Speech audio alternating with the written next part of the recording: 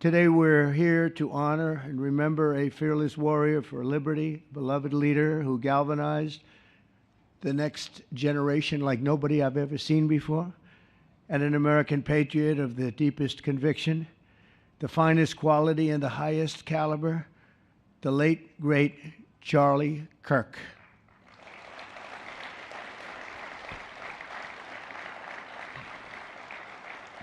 Five weeks ago, our nation was robbed of this extraordinary champion. He was a champion in every way. I got to know him so well.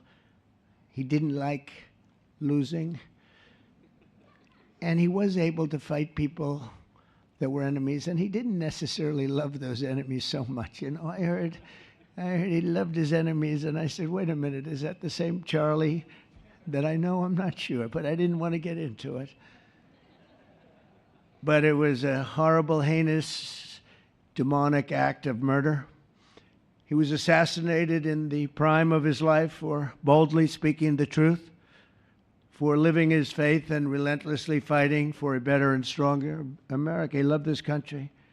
And that's why this afternoon it's my privilege to posthumously award Charles James Kirk, our nation's highest civilian honor.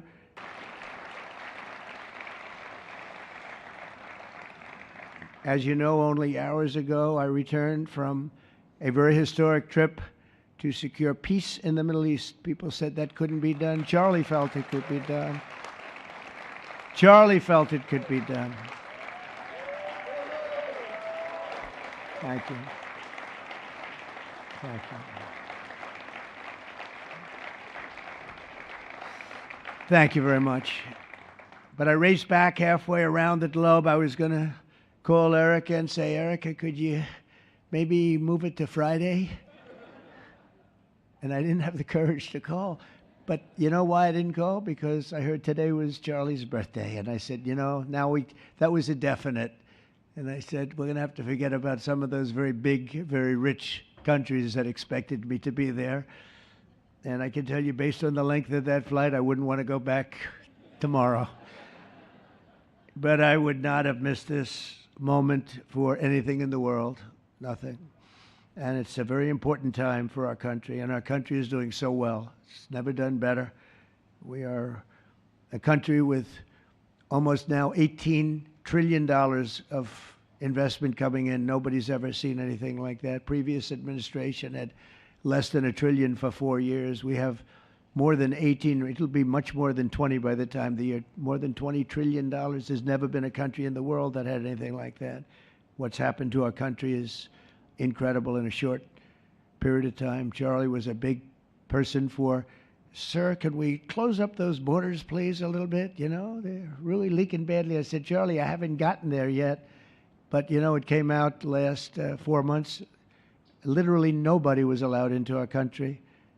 And the only people that were allowed in were people that came in legally. The borders are absolutely stone cold closed. And they reported 0, 0, 0, and 0. So that's pretty good. But he was a big believer. He wanted people in the country more than I did, frankly. He wanted them to come in legally. And he got his wish.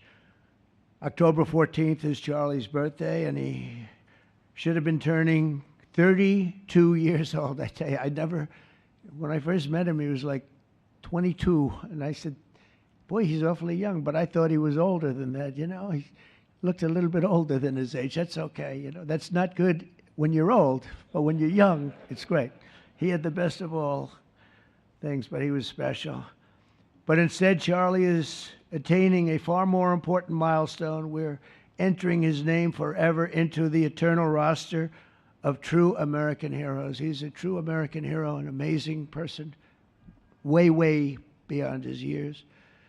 And I'm honored to be joined by a woman who has endured unspeakable hardship with unbelievable strength, and that's Charlie's widow, Erica.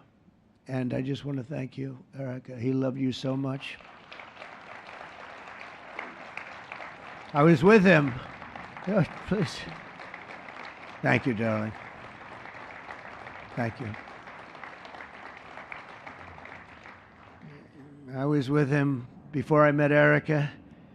And he told me he was going to get married. He said, "You won't believe how beautiful she is." I said, "Well, then now that I meet her," he's right. But then he also said, "And you know what? She's like the smartest person I know." See, they do go together on occasion. Not often. Not often. But on occasion they go together. But he was in love with you. He was deeply in love with you. It's great. Erica, your love and courage have been an inspiration to all of us, and we will always be here for you, and we're always going to be here for your gorgeous, beautiful children. And we'll never forget what your family has sacrificed for our country. Man loved our country.